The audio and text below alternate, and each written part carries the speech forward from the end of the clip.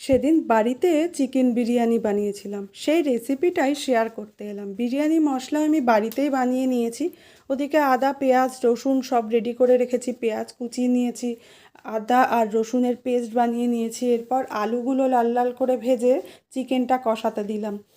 বাটা মশলা নুন হলুদ পেঁয়াজ সব দিয়ে চিকেনটা কষাতে দিলাম, একটু বিরিয়ানি মশলা ওর মধ্যে দিয়ে গ্যাস কমিয়ে ওটা রান্না হতে দিলাম আলুগুলো দিয়ে।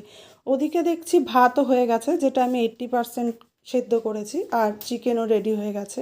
এবার হাঁড়িতে ঘি দিয়ে গোটা গরম মশলা তেজপাতা দিয়ে একে একে সাজানোর পালা, লেয়ার বাই লেয়ার চিকেন, তার উপর ভাত, কিছুটা বিরিয়ানি মশলা, ফাইনালি ওপর বাকি ভাতটা ওপরে সাজিয়ে দিয়ে বাকি বিরিয়ানি মশলাটা দিয়ে পেঁয়াজ বেরেস্তা দিয়ে গ্যাসের ওপর তাওয়া বসিয়ে তার উপর হাঁড়িটা দমে বসালাম।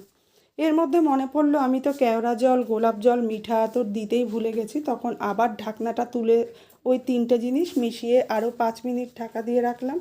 ব্যাস, বিরিয়ানি একদম রেডি। গরম গরম যখন সার্ভ করছি খুব সুন্দর একটা গন্ধ বেরিয়েছিল। দোকানের বিরিয়ানিতে যেমন একটু উগ্র গন্ধ হয়, বাড়িতে কিন্তু সেটা হয় না। তোমরা কে কে এইভাবে বানাও জানিও কিন্তু। সবাইকে ভিডিওটা শেষ অবধি দেখার জন্যে অনেক ধন্যবাদ। টাটা।